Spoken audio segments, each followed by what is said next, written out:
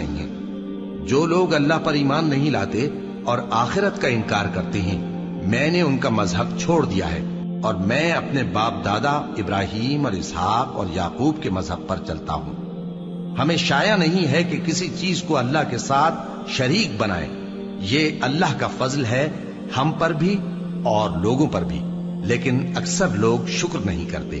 اے میرے قید خانے کے رفیقو، بھلا کئی جدا جدا آقا اچھے یا اللہ جو اکیلا ہے سب پر غالب ہے؟